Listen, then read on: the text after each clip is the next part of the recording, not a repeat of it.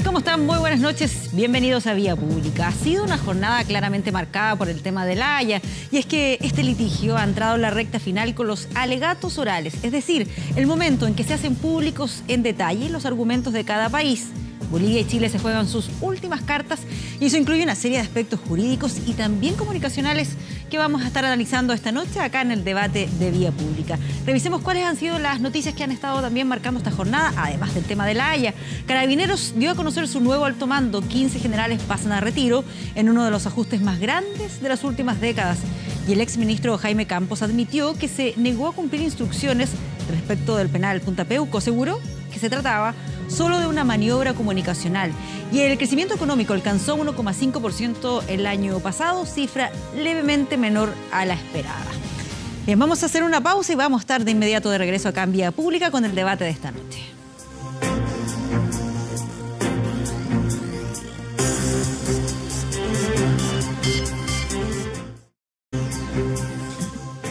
Bueno, y con la presencia del presidente Evo Morales, Bolivia comenzó la primera ronda de alegatos de la demanda marítima contra nuestro país en la Corte Internacional de La Haya. Mientras en La Paz, cientos de bolivianos se reunieron en las principales plazas para seguir la demanda contra Chile. Roberto Ampuero y Evo Morales frente a frente. El canciller chileno y el presidente boliviano coincidían en tiempo y espacio.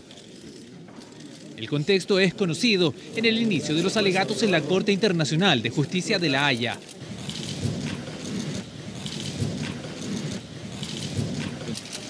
En punto a las 10 de la mañana, hora holandesa, se daba inicio a 3 horas de presentación. El agente boliviano Eduardo Rodríguez Belcé comenzó la intervención esbozando argumentos históricos que según Bolivia dan la razón al país altiplánico. Bolivia le pide a esta Corte que Chile regrese a la mesa de negociación de buena fe y de manera acorde con sus compromisos reiterados en varias ocasiones a Bolivia para poner fin a su situación de enclavamiento o falta de acceso al mar. Existía la posibilidad de que Evo Morales subiera al podio, pero eso no ocurrió.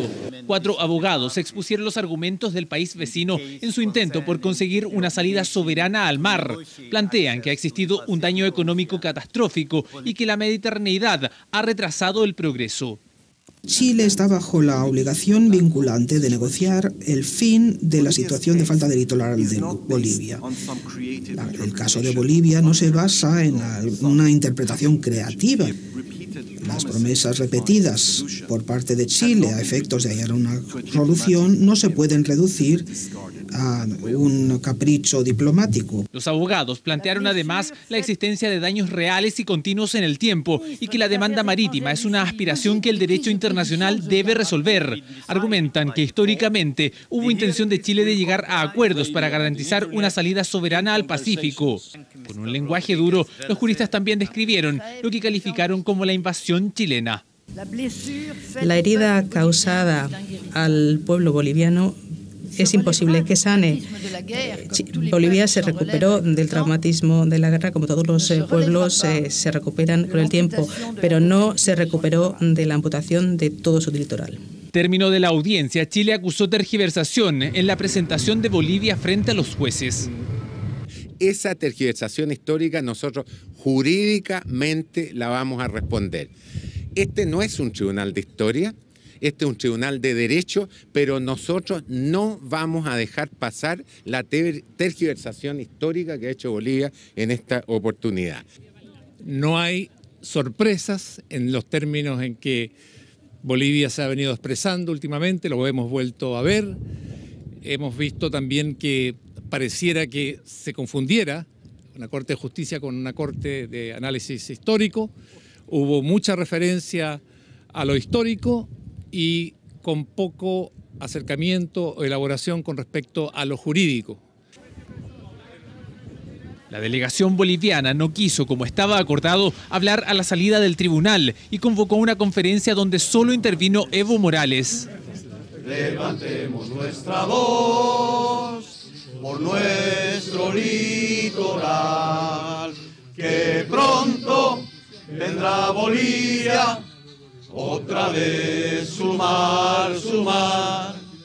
Hemos venido hasta aquí después de 139 años de enclaustramiento marítimo, a demostrar ante el mundo que Chile incumplió sus compromisos. Bolivia pide a la Corte que juzgue y decida que Chile tiene la obligación de cumplir sus compromisos. Respecto al nacimiento de la guerra, es decir, que Chile atacó a Bolivia y después arrastró a Chile a Perú a la guerra. Entonces, por favor, si todo esto empezó tal como dijo el agente de Chile, con un conjunto de actos agresivos de parte de Bolivia. Es un lugar donde se hace justicia, donde se hace la ley, y por lo tanto trata de politizar un tema, de ponerle una presión a una corte que no le gusta que le pongan presiones políticas, le gusta fallar en derecho internacional.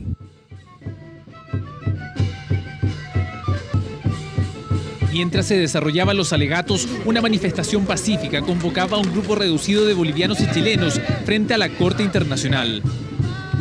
Este martes continúa la presentación de los abogados internacionales que representan a Bolivia. Los juristas tendrán la posibilidad de complementar los elementos que sustentan, a juicio del país vecino, esta demanda marítima. Será también la posibilidad para que Evo Morales suba a estrado. Eso recién se conocerá durante la jornada de mañana. Desde Holanda, este fue el informe de Jean-Pierre Salinas, Mauricio Bustamante y Francisco Moreno, enviados especiales de 24 horas.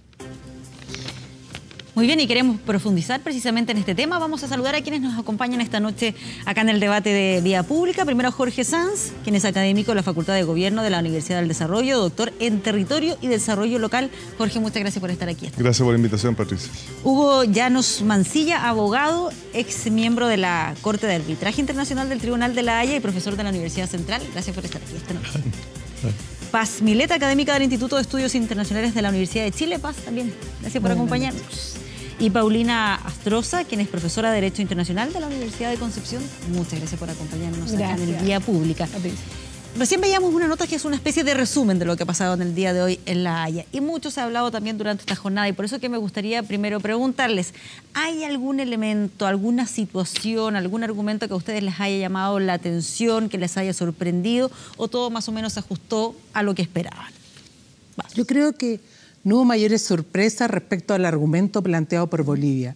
A mí sí lo que me llamó la atención, dentro de lo que se produjo en la Corte, fue precisamente esta referencia permanente a la emotividad, al tema histórico, excesiva profundidad en lo histórico, pero sin abordarlo de una manera más acuciosa, sino haciendo referencia con un lenguaje muy de alguna manera victimizando a Bolivia, haciendo muchas referencias que uno llama la atención porque dice, bueno, ¿cuándo van a profundizar en lo jurídico? ¿Les dará el tiempo para profundizar en lo jurídico? Porque habla de la invasión, de la herida causada por la guerra, claro, muchos una elementos invasión de ese sangrienta, referencia a la pérdida de una cualidad marítima fundamental para la identidad como nación.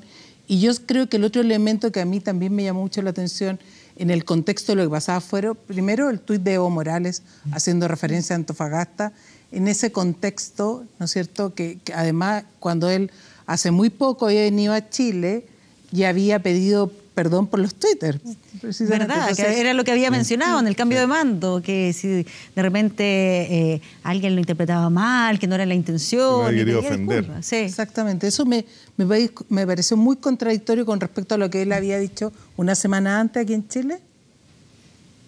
Hay tres cosas que me llaman la atención, más allá de posteriormente profundizar en lo que fueron los alegatos, pero en esta parte de entrada.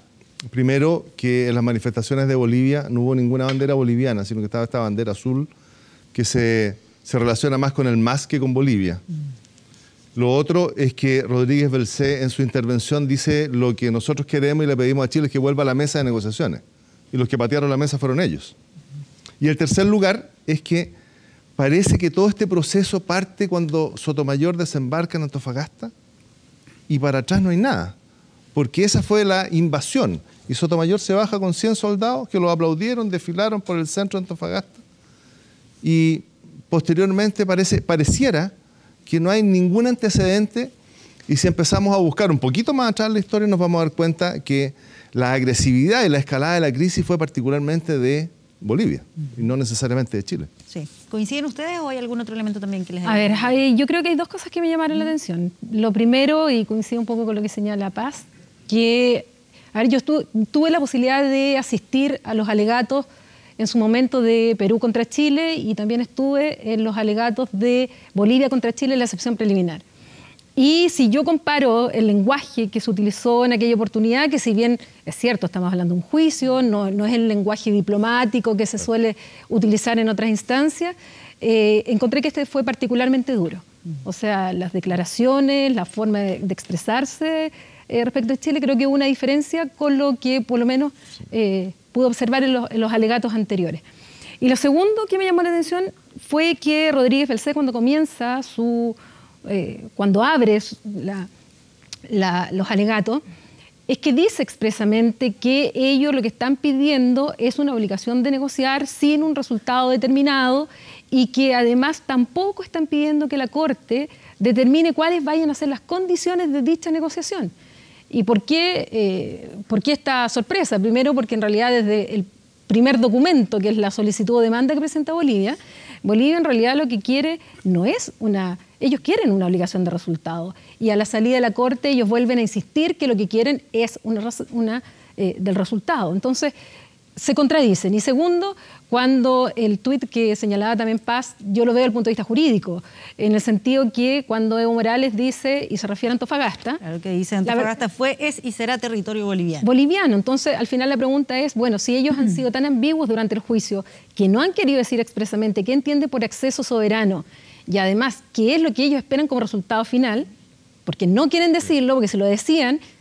podían caer en el artículo 6 del Pacto de Bogotá y la Corte era incompetente, resulta que ellos han tratado de no decirlo, de ser bastante ambiguos, y Evo Morales le pone nombre en el tuit, Antofagasta. ¿Puede ser utilizado eso dentro de los alegatos de Chile? Es una manifestación, una expresión de una intención, una declaración de una autoridad que representa al Estado y que es imputable al Estado. Ahora lo nuevo es que esto es por vía cibernética, claro, por Twitter, que esto está dentro de... Sí, ¿se podría utilizar? Yo creo que sí. Si lo usa Trump, ¿por qué no lo va a usar Morales? Sí, no, además y además es imputable al Estado, él es el representante del Estado dentro de un juicio.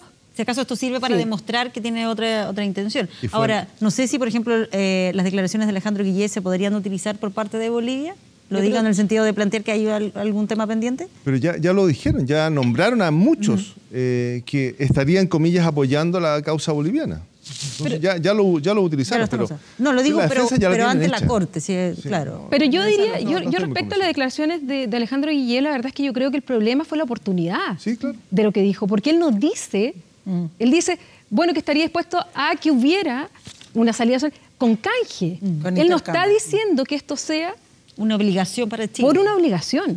Entonces yo en eso, yo diría que yo lo que podría reprocharle es la oportunidad ante los alegatos de ser un senador de la República, ex candidato presidencial, más que hubiese un reconocimiento de una obligación. Yo creo que no está en sus declaraciones. En eso ¿Coincide con lo planteado? Mira, yo seguía pensando en por qué esa agresividad que se manifestó prácticamente por los 4 abogados, ¿no? Y esto se debe a lo siguiente. En primer lugar, ellos están tratando, y me imagino que muy, muy sagazmente, al punto en que Chile ha sido un país que ha invadido y ha tomado territorio no solo de Bolivia, sino que de Perú, porque desgraciadamente se han dado 2 juicios en contra de Chile seguido ante la Corte Internacional, y en ambos casos la Guerra del Pacífico ha estado siempre presente. Entonces, esa parte emocional la recalca un presidente que viene a sentarse en primera fila, que además viene a reafirmar una cierta debilidad europea por los pueblos originarios y por uno de los países más pobres de América Latina. Entonces, esa causa emocional, yo creo que ellos tratan de enfatizarla. ¿Puede influir en los resultados? Esa pregunta ya me la hicieron y yo contesto de que nosotros tenemos lo que llamamos, y hoy día más que nunca, la inteligencia emocional. Uno siempre va a ser afectado, diría yo, por aspectos, algunos más, otros menos, ¿no? Por eso grado de debilidad que manifiesta siempre Bolivia frente a Chile, ¿no? Entonces, claro, uno dice no debiera afectarlo, evidentemente, pero ¿quién puede...? Finalmente, si acaso, claro, a lo mejor técnicamente no debiese afectar, porque esto se trata de una resolución jurídica, ¿no? Pero finalmente incide, o sea, si uno ve lo que ha sido la historia de la Corte, ¿se puede tomar algún tipo de definición, si acaso este tipo de elementos incide? La verdad es que, ¿cómo saberlo? Es una Corte de Justicia. Esa lógica, por lo menos podemos estar de acuerdo en que no se puede tajantemente decir que no incide. Eso es una Corte de Justicia, pero Bolivia tiene dos momentos, porque Evo Morales se victimiza demasiado frente a Chile y además en el juicio ocupa un lenguaje tremendamente agresivo en que nosotros somos los hostiles, nosotros somos casi lo peor que ha existido. Entonces, esta victimización no tiene mucha relación con las buenas maneras ni las buenas costumbres que la Corte debería esperar. Entonces, no tengo la certeza, no podría decir si los va a afectar o no los va a afectar a los jueces. Creo, espero que no los afecte, pero quiero pensar que la Corte no sea tan creativa como para salir con una solución a partir de esta victimización contra un Estado hostil como nosotros. Pero además esta victimización que es contradictorio con lo que está pasando en la realidad, porque hoy la Bolivia, de la que estamos hablando, después de 12 años de Morales, es muy distinta a la Bolivia de antes, a la que tenía inestabilidad política, hoy tiene logro económico, estabilidad económica, tiene una serie de facilidades consolidadas con otros países de la región y también facilidades con Chile que son de un nivel superior a las de otros países mediterráneos a nivel internacional. Entonces, decir que de alguna manera la mediterraneidad ha condenado a Bolivia a la pobreza, como hoy también se hizo referencia, es no decir, no tiene sustento en lo que hoy está ocurriendo realmente en Bolivia. Una Bolivia que además se ha abierto muchísimo al exterior. Eso quería reafirmarlo. Digamos. La abogada francesa señala que lo que le otorga Chile a Bolivia no es suficiente. Y es el mejor acuerdo del mundo. Entonces, ¿dónde está el límite? ¿Cuál es el límite? Y eso ellos tampoco lo han puesto. Y un aspecto bien interesante, y Paulina, yo creo que coincides conmigo, los dos últimos alegatos, porque Ramiro Bretón, que lo presentaban todos como el ideólogo de la demanda boliviana, es un showman, entonces es simpático la manera como se expresa con un francés que aquí mi colega decía que era terrible. Pero él fue bien penetrante en insistir en que Chile había prometido como acto unilateral que obliga al Estado, porque los actos unilaterales es toda una doctrina al respecto. Entonces, ese fue el ataque más incisivo de los cuatro abogados, pero el último fue el que más me llamó la atención, porque no lo había oído a los abogados argumentar, que fue apoyándose en los propósitos y principios de la Carta de las Naciones Unidas. Como Chile es miembro de la Carta, entonces tiene la obligación, de acuerdo, fue Lowe, el inglés, insistió mucho en el párrafo tercero del artículo segundo, que se refiere a que necesariamente debe solucionarse pacíficamente y que la negociación es lo más básico de lo básico. Entonces, que a lo menos no se explican cómo Chile, siendo miembro de Naciones Unidas, no negocia pacíficamente una controversia. Que eso fue una hora que habló este experto en la Carta de Naciones Unidas. Interesante. Sí. Te quería preguntar, Paulina, si acaso lo que comentábamos recién, ¿crees que toda esta manera de presentar el tema de parte de Bolivia, los aspectos emocionales o tal vez cierta victimización, puede tener algún efecto en lo que van a resolver? A ver, yo tengo una visión un poco distinta respecto a cómo presentó Bolivia este tema de lo emocional. Porque yo creo que en el fondo lo que hizo Bolivia en esta primera etapa fue presentar el contexto histórico-político para justificar por qué nosotros tenemos esta obligación. Entonces yo creo que no está separado de todo el resto de la estrategia de Bolivia. Yo creo que está dentro de lo que ellos quieren y quieren convencer a la Corte que debe ser el razonamiento para decir que tienen la obligación. Entonces, yo creo que su interpretación, que es su interpretación, de la cual nosotros como Estado no coincidimos, es que producto de todo esto de la guerra, etcétera, hay una injusticia, porque ellos repitieron injusticia y repitieron la necesidad de equidad, que la Corte restableciera la justicia en este caso. Entonces yo creo que lo que hicieron en el contexto histórico-político no es solamente uno para el lenguaje, evidentemente dentro de su propio Estado, que le trae réditos políticos o morales, lo que es cierto, sino que además darle este contexto de víctima para lograr la justicia del tribunal. Entonces yo creo que va en una lógica, y justicia y equidad son conceptos del derecho internacional. Entonces lo tratan de enmarcar también jurídicamente. Y lo segundo, cuando me dice, ¿eso influye o no? Yo creo que toda esta campaña comunicacional de las banderas, los himnos, etcétera, no influyen en los jueces. Porque los jueces, en definitiva, sí, es cierto, son personas como los jueces nacionales, los jueces internacionales, vienen en un mundo, se informan, es cierto. Yo creo que lo que más influye son aspectos políticos más de fondo, no estos de campañas comunicacionales. Es la concepción ideológica, filosófica, valórica que cada uno de estos jueces tiene de conceptos del derecho internacional. Cómo ellos interpretan, por ejemplo, la equidad, cómo ellos interpretan la concepción de soberanía. Y en esto el derecho internacional ha tenido una evolución desde el derecho internacional clásico al contemporáneo, y es un derecho que se caracteriza por estar en constante evolución. Sí. ¿Y por qué evoluciona? Porque justamente por factores políticos propios de las relaciones internacionales, eso se refleja después en los fallos. Oye, y eso sí yo creo que influye. Pero hay un factor bien perturbador, porque nadie insiste en la segunda parte de la petición boliviana, que es negociar de buena fe. Sí. Yo estaba leyendo un fallo de la Corte Internacional que define lo que es la buena fe, pero era de la Corte Permanente. Hay un fallo en el claro, 24. Porque esta Corte ha hecho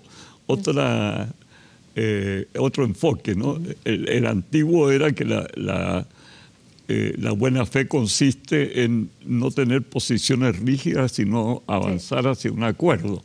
Felizmente, en 2 fallos de la Corte Internacional ha dicho otra cosa, que muchas veces estas promesas que se dan en un contexto diplomático no tienen ninguna vinculación jurídica, que es muy importante, porque el problema de Bolivia es cómo echar abajo la muralla del tratado de 1904. Y cualquier cosa que pase afecta el tratado, cualquier negociación que haya o cualquier disposición que dé la Corte va a afectar el tratado. Además, en esto de la obligación de negociar de buena fe, lo que hay que decir es que no hay una definición en el derecho, en un tratado, de lo que se entiende por obligación de negociar de buena fe. Ya, y en las experiencias de la Corte, en otras resoluciones, ¿se ha dado situaciones como esas en las cuales se obligue a negociar? Sí, en el caso de Hungría con Eslovaquia, ahí justamente hay un caso en que la Corte obliga a las partes a negociar. Los fundamentos y cómo llegaron a la Corte, incluso las partes estaban de acuerdo en esto de negociar, no es igual al caso que estamos viendo, pero en ese caso lo que pasa es que como no hay una definición de obligación de negociar de buena fe, es la doctrina y la jurisprudencia, en definitiva, quien ha ido estableciendo cuáles son los elementos para que estemos en presencia de esta obligación de negociar de buena fe. Y en ese sentido, la Corte también ha dicho, como lo recordaba don Hugo, por un lado esto que las partes estarían de mala fe si se sientan en una mesa y no tienen ninguna disposición de ceder. La Corte ha dicho, eso es estar de mala fe. Pero además la Corte ha dicho que la buena fe debe ser esta disposición de las partes a hacer todo lo posible por llegar a un acuerdo. Y además, en este sentido de no realizar maquinaciones, triquiñuelas para engañar a la otra parte, decirle que sí tiene intención cuando en realidad no las tiene. Pero todo eso, ¿cómo se va obligando? ¿Cómo se va? Oye, pero tiene, es que esa es la buena fe. Tiene bases de negociación. Un problema Bolivia en todo caso, porque ya la Corte se pronunció que esta negociación de buena fe no puede tener no puede ser predeterminado. Claro. Entonces no nos puede obligar a negociar el acceso soberano. Y no afecta a la soberanía. ¿No es cierto? Claro. Esa es la ventaja que tenemos gracias a la objeción preliminar. Gracias al fallo. La Corte no es primera vez que lo dice, ¿eh? La Corte también lo había dicho en el caso de Hungría con Eslovaquia. Había dicho la Corte que en las negociaciones la Corte no era competente para determinar el resultado final de dicha negociación. ¿De quién depende el resultado? De la voluntad de las partes. Y esa es la aplicación del derecho internacional general. Sí. O sea, no es primera vez que la Corte lo dice, lo había dicho antes. A lo que voy es que puede existir la posibilidad de que se establezca de parte de la Corte que se tienen que sentar a negociar y colocarle, no sé, plazos, fechas, algún tipo de... O sea, junto con la buena fe lo está pidiendo un plazo. Claro, pero de acuerdo a las experiencias, a lo que ha pasado... Yo creo que lo puede hacer. Yo creo que la Corte lo puede hacer. Sí. ¿Cómo fue en el caso de Hungría y no le puso... Fíjate que yo lo hallo lo más delicado, considerando más que la resolución a la que va a llegar la Corte, porque puede ir encajonándonos respecto a qué estima que debe negociarse vamos a conversar de buena fe, en un tiempo prudente, razonable. Bueno, por eso que es importante lo que dijo Rodríguez Balcé, que ellos no le están pidiendo a la Corte que establezca las modalidades de dicha negociación. Y las modalidades serían esas. Un plazo, unas condiciones de que se efectúen de alguna manera. Ellos mismos están diciendo que no están pidiendo que la Corte lo determine. Quieren que Chile vuelva a la mesa. Claro, pero y también muy importante lo que dijo Antonio Ramiro Bretón, que fue determinando lo que se consideraba una negociación de buena fe. Sí. Y después cuando hizo énfasis en el tema de las traducciones, que se generó una discrepancia con Chile, y dijo que las traducciones no tienen por qué ser literales. De alguna manera hay un acomodamiento hacia un objetivo que buscan ellos en esta lógica de la buena fe. Bueno, y lo otro que decía don Hugo también, esto que ocuparon bastante tiempo en fundar esta supuesta obligación en el Tratado de las Naciones Unidas, la Carta de las Naciones Unidas. Bueno, resulta primero, ese tratado dice las controversias, y nosotros decimos, no hay controversia. El tema está resuelto por el Tratado de 1904, ha habido disposición de Chile a mejorar las condiciones de acceso de Bolivia, en algún momento se efectuaron negociaciones como para que tuvieran acceso soberano al mar, pero la verdad, negociaciones fallidas, pero no hay obligación, no hay controversia, por lo tanto, la idea de tema pendiente no es lo mismo que controversia. Ahí nos va a llevar a otro tema, que es una controversia. Claro, ahí va al tema de que es controversia. Y segundo, que este artículo, el artículo 33 de la Carta de las Naciones Unidas, lo que hace es dar distintos tipos de forma de solución pacífica o controversia. Y son las partes quienes voluntariamente eligen cuál, pero no es que uno tenga que partir necesariamente con negociación, no hay un orden de prelación. Entonces, y ahí Chile lo enfocó muy bien en la réplica, porque dice que eso se daría a la Carta de las Naciones Unidas cuando hay derechos y deberes muy acotados, cosa que Bolivia no lo puede todavía demostrar, porque incluso, si recuerdan, en la excepción de incompetencia, cuando se le preguntó a los bolivianos en qué momento Chile había... A propósito, y no salió nuevamente el pacto de Contraendo, que causó tanto revuelo, ya ni se mencionó en esta... Y Mesa nombró varias fechas y no fue capaz de identificar un momento. ¿No? Es que yo creo que... Se adquirió el compromiso. La estrategia en ese caso, y la volvieron a decir hoy día, es que para ellos, porque esa fue la respuesta que dieron, es que no había una fecha mágica en el cual se hubiese adquirido la obligación. Ellos lo que dicen, en aquella oportunidad dijeron que era un continuum, y que, por lo tanto, no había una fecha donde determinarla. Además que en ese momento era problemático para ellos contestar cuál es una fecha, porque si era anterior al 48, evidentemente queda el artículo 6º y quedan fuera. Por lo tanto, no lo quisieron decir. Y ahora lo que ellos dijeron, esto es un proceso. O sea, son varios hechos que no son individuales, todos en conjunto han ido haciendo surgir la obligación. Y aquí el tema de la cuestión crítica es justamente cuándo nace esta obligación y cuál es la fuente de dicha obligación. Lo están centrando en Charaña. Y ellos han sido bastante ambiguos en responder eso. Pero el quiebre lo sitúa en el 2011. Sí, eso está claro. Bueno, claro. Dicen que ahí rechazan, lo ponen en el 2011. Sí. El quiebre cuando, ¿no es cierto?, se dice Piñera, presidente en ese momento, que dice que ya no hay ningún tema pendiente con Bolivia. Pero no justifican en ningún momento por qué Piñera es obligado a hacer esa declaración, que es porque Evo Morales, ya acercándose el Día del Mar, le exige al presidente de Chile una respuesta de una salida soberana al mar.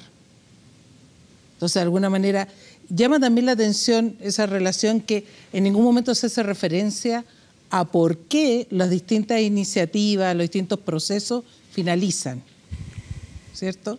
Y no se hace referencia... Ninguno concluyó. Claro, entonces, pero no hacen referencia a que, por ejemplo, en Charaña, ¿no es cierto?, Bolivia no estaba en condiciones de justificar una cesión, o sea, en el sentido que la sociedad boliviana no era favorable a una compensación territorial a Chile. Así fue. Y la llave la tenía Perú. Perú cerró la puerta. Actúan todo en Perú, pero también en Bolivia no están dadas las condiciones. Claro. A eso no se hace referencia. Bien. ¿Cuáles creen ustedes que van a ser los argumentos o las orientaciones o los énfasis que va a ir colocando también la parte chilena una vez que ya le comience a tocar el turno, que eso es jueves y viernes? Bueno, yo creo que el argumento jurídico claramente es justificar la no existencia de ese compromiso, con lo que hacía referencia a Paulina, pero yo creo que de alguna manera tenés que incorporar la respuesta a las referencias históricas que hizo Borges. Sí, absolutamente. Sí, tiene que hacerlo. Grossman lo dijo. Porque el tono que hoy se planteó lo busca situar a Chile muy en la lógica del mal vecino, como hacía referencia a Don Hugo, ¿no es cierto? Esta idea de que tiene problemas con sus dos vecinos del norte, producto del conflicto de la Guerra del Pacífico. Entonces yo creo que va a tener que incorporar, dar respuesta a esta idea de esta invasión sangrienta, del daño causado a... Recoger ese contexto. Y tendrá que decir que también había un pacto secreto y que envalentonó a Bolivia, rompió el tratado y subió los impuestos y pasaron varias cosas antes de llegar al desembarco de Sotomayor, que ese es el punto de inicio de Evo Morales. Entonces hay un montón de elementos que los deberían decir para poner toda esta cosa dentro de un contexto real, o un poco más real. Y ahora Bolivia siempre argumenta de que el tratado fue impuesto por la fuerza. Sí, claro. Y resulta que se hizo 20 años después de la tregua. Y lo más complicado para Bolivia fue que el presidente y el ministro de Relaciones Exteriores fueron elegidos defendiendo la ventaja del tratado de 1904. Entonces, ¿cómo omiten esa parte histórica que es tan importante? Yo creo que debería Chile también empezar a plantear el contexto histórico a raíz de primero a hacerse cargo de la Guerra del Pacífico y después contar cómo se gestó el tratado. No obviar esos puntos, Paulina. Mira, yo creo que la estrategia de Chile primero es tratar de desarmar este supuesto proceso continuo, este efecto acumulativo de las conductas de Chile que habría dado origen a esta obligación, y plantearlas, cada una de ellas, responderlas el contraargumento, digamos, para romperle este supuesto continuum. Y en este sentido yo creo que es muy importante porque fíjense ustedes que muchas veces, y lo recordaba Don Hugo, los abogados dicen, y la promesa que hizo Chile, la promesa que hizo Chile. Y muchas veces se refieren a Charaña como esta promesa que hizo Chile. Lo que tiene que hacer Chile, y aquí es importante la historia, es el contexto histórico, es probar que esto era una negociación. Y como toda negociación, lo que hacen las partes es poner sobre la mesa ofertas, no promesas. Claro, habla de promesas repetidas que no se pueden reducir a un capricho diplomático. Entonces, esas promesas, Chile debe probar que en muchos casos no hubo tal, en otros casos no fueron promesas, fueron ofertas dentro de un contexto de negociación, que esa negociación falló, y cuando esa negociación falló, la oferta caducó.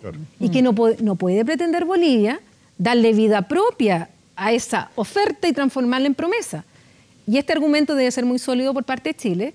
¿Por qué? Por el efecto que puede tener los jueces que representan, o sea, son de distintas nacionalidades, no es que representan a los estados, porque son jueces independientes, porque si le dieran valor a una oferta en un proceso de negociación que cobra vida propia, después se puede exigir, ¿qué estado se va a sentar a negociar con otro en el tema que sea y va a poner una propuesta encima de la mesa? Con el miedo a que después esa negociación falle y resulta que el otro le exige que la cumpla.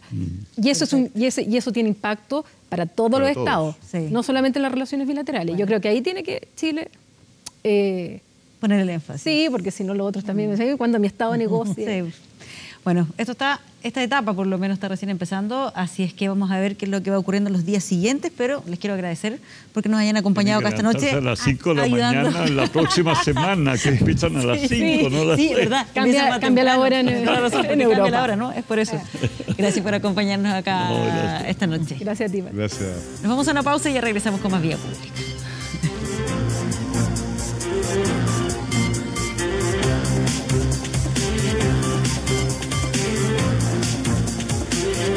Deslealtad sin nombre, así calificaron miembros del gobierno de la expresidenta Michelle Bachelet las afirmaciones del exministro de Justicia a través de un video dirigido a los masones.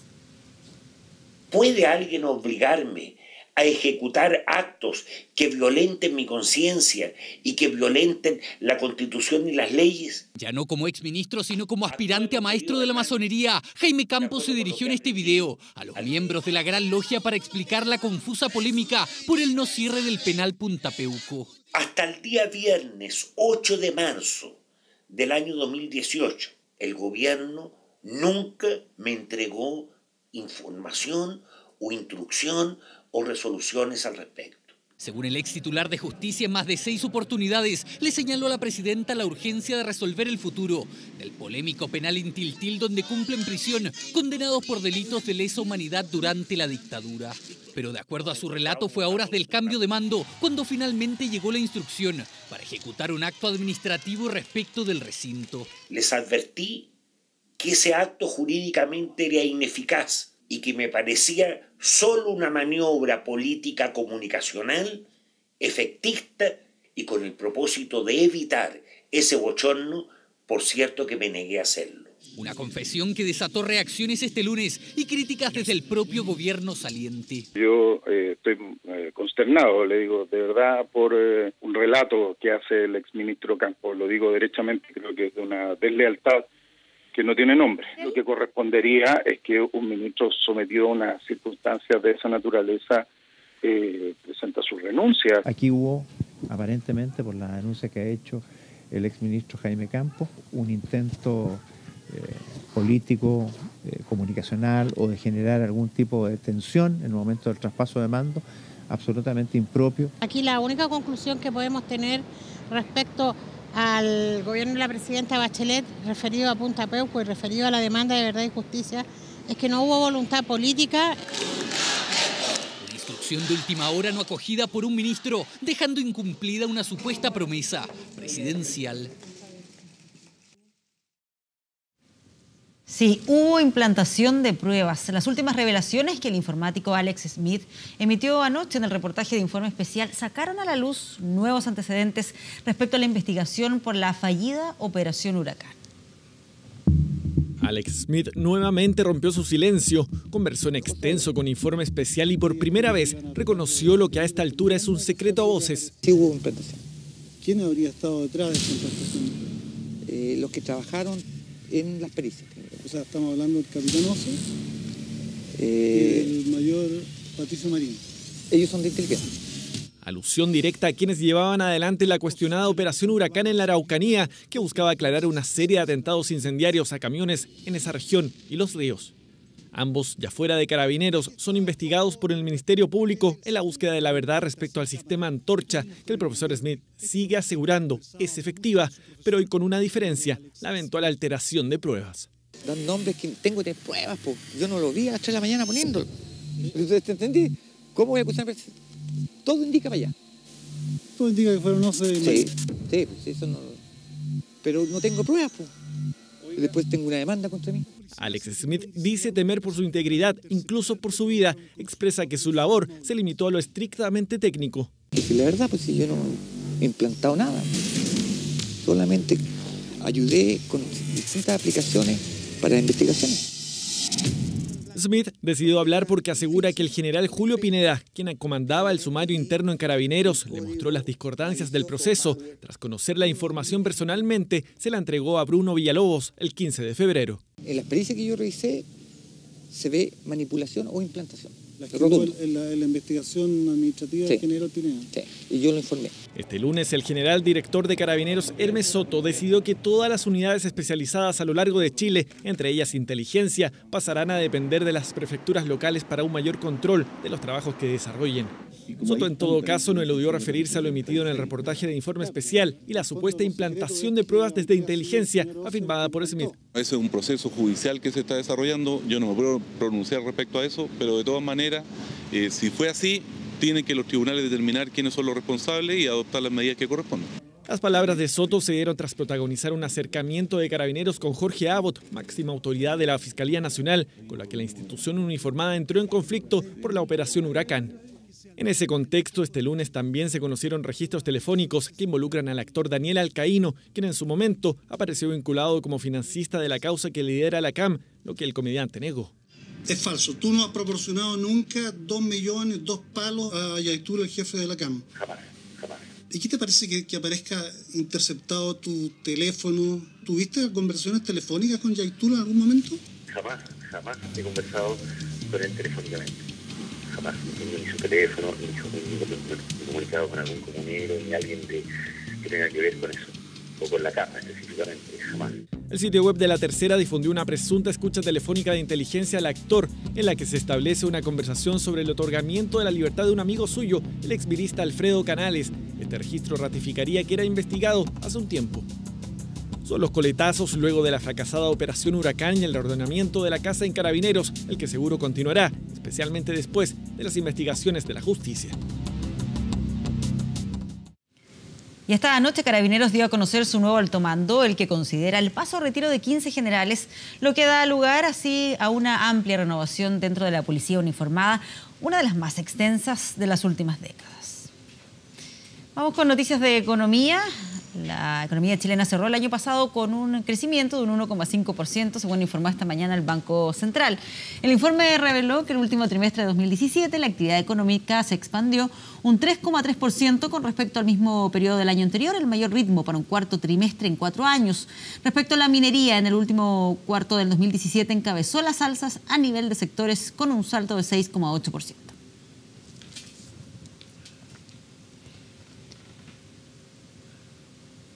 Y el presidente de Estados Unidos propuso la pena de muerte para combatir el tráfico de opiáceos. El plan también incluye campañas educativas y mejorar el acceso a programas de tratamientos. A pesar de las fuertes críticas que se han manifestado en contra del presidente Donald Trump, él argumentó que en su país se puede condenar a cadena perpetua o a la muerte por matar a una persona, pero que a un traficante cuyas drogas matan a miles de personas pasa muy poco tiempo en la cárcel. Vamos a informaciones deportivas. La selección chilena ya se arma en Estocolmo para el primer amistoso de la era Rueda.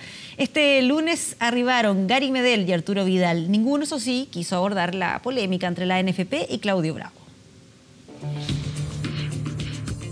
Es una decisión que tiene que tomar tanto la NFP como el cuerpo técnico. El cuerpo técnico llega y él toma la decisión. Es algo que nos suma, que en algo nuevo que queremos hacer, porque al final nosotros estamos todos criticados por no ir al Mundial. Ha sido el único que se ha atrevido, el que ha dado su opinión del enfrentamiento público entre Claudio Bravo y la ANFP. Mauricio Isla alzó la voz sin problemas en Suecia al unirse a la Roja. Él tendrá que aclararlo bien. Esta vez se aclaró por Twitter y esas cosas, pero si él tiene la oportunidad de venir, lo va a aclarar, y si no, bueno, hay que darle la oportunidad a los compañeros que vienen. Primero fue Reinaldo Rueda quien no quiso referirse a Bravo.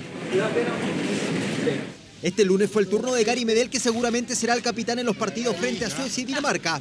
Hola, no hablar, amigo. Bueno, Gary, ¿qué tal? Muy bien. Aunque igual el buen humor de Gary estuvo presente. Otro referente de esta generación como Arturo Vidal tampoco quiso hablar de la polémica. No hay ánimo de diálogo con... El que sí lo hizo, a su estilo, fue el jugador del Hannover de Alemania, Mikko Albornoz.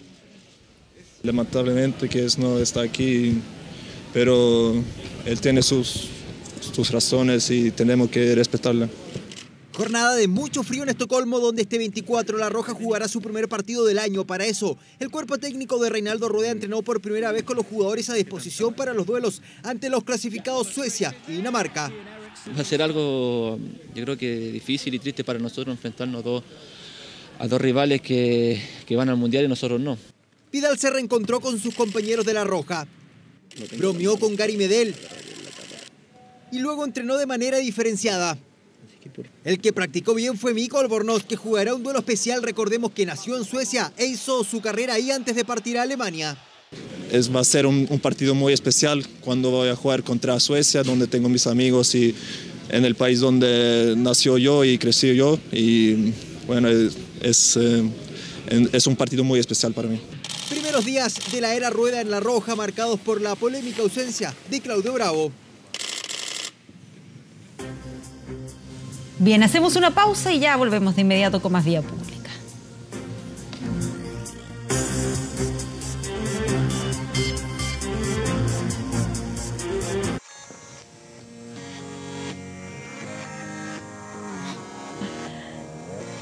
Ya estamos en la última parte de este Vía Pública. Vamos de inmediato a revisar qué información destaca a esta hora nuestro portal de noticias, 24horas.cl. Ya lo vemos ahí, agua potable está presentando malos olores en las comunas de Las Condes y La Reina. Ojo que Aguas Andinas ha aconsejado que no se consuma el agua potable. De hecho, hace poco rato tuiteó Aguas Andinas que ya habían determinado la causa del problema, pero insistían en que de manera preventiva no consumieran el agua potable, y el alcalde de Las Condes señaló hace un par de minutos atrás que va rumbo a Aguas Andinas para saber qué es lo que está pasando a esta hora. Hay, por supuesto, más información en 24horas.cl.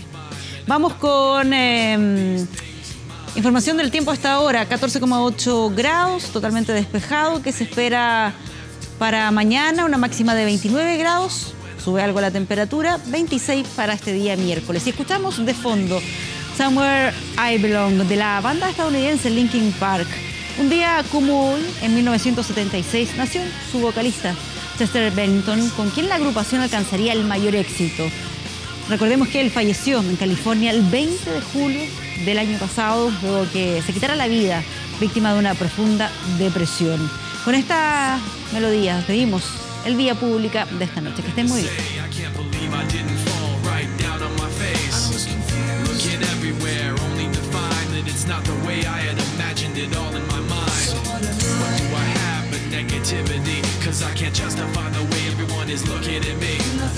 Nothing to gain, hollow and alone, and the fall